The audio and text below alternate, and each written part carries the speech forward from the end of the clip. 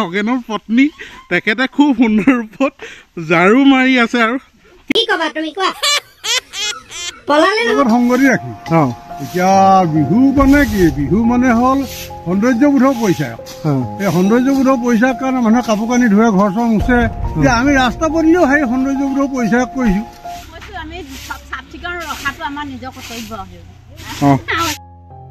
নৱবৰ্ষৰ শুভেচ্ছা জ্ঞাপন কৰি সকলোকে স্বাগতম জনাইছোঁ আমাৰ চেনেলটিলৈ আৰু ইতিমধ্যে এটা খুবেই ভাল খবৰ আমাৰ চেনেলটো 1 লাখৰ ঘৰত ভৰি দিলে আৰু ইয়াৰ মাজতে আপোনালোকক আমি জনাব বিচাৰিছোঁ আমাৰ অঞ্চলটো আমাৰ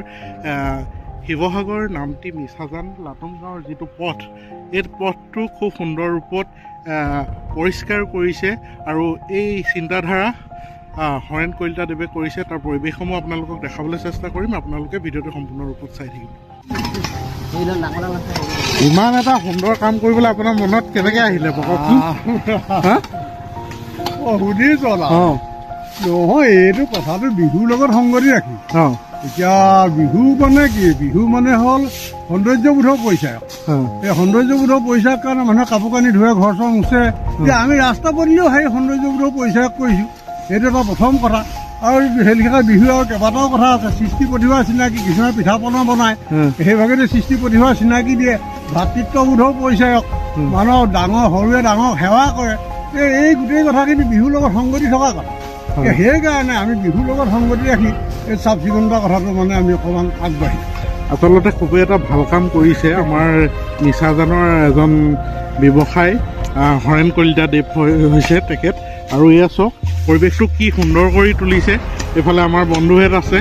খুব সুন্দৰ ৰূপত সজাই তুলিছে ৰাস্তাটো এইফালে আমাৰ কৃষ্ণদা আছে কৃষ্ণদা দুআষাৰ কওক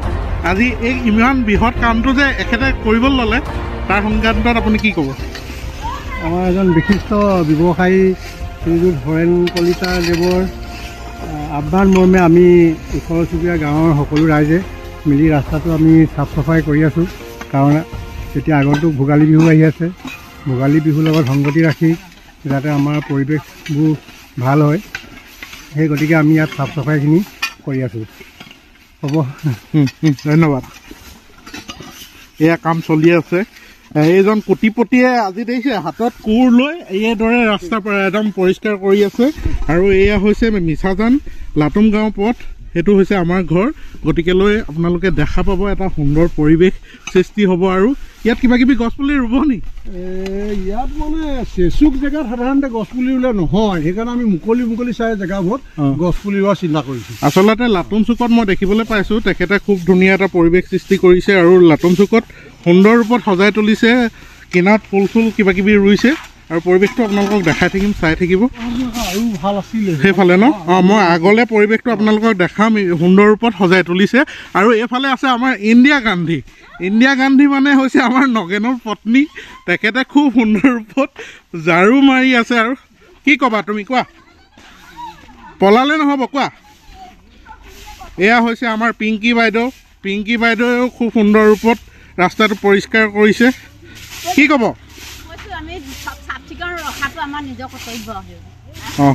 মজা প্ৰিয় বন্ধুসকল আমাৰ ৰাস্তাটো আছিলে এনেকুৱা চব পাত চাত পৰি যেতিয়া শিল বৰষুণ আহিছিলে তেতিয়া আমাৰ এই পথছোৱা একদম পৰিৱেশটো বিনষ্ট হৈ পৰিছিলে